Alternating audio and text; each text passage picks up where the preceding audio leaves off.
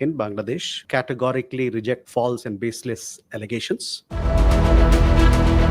বেশ কয়েকদিন ধরে অশান্ত ছিল বাংলাদেশের খাগড়াছড়ি জেলা।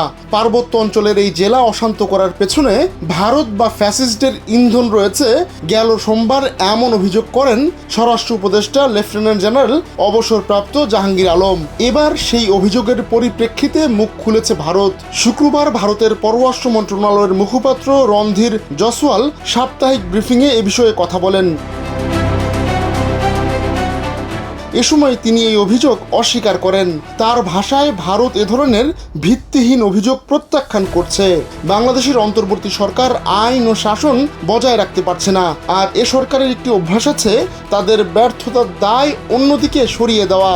ভারতীয় এই কূটনীতিক উল্টো অভিযোগ করেন পাহাড়ি সংখ্যালঘুদের ওপর নির্যাতনের ঘটনা ঘটছে, তাদের ভূমি দখল করা হচ্ছে। এ নিয়ে ঢাকাকে তদন্তের আহ্বানও জানান তিনি।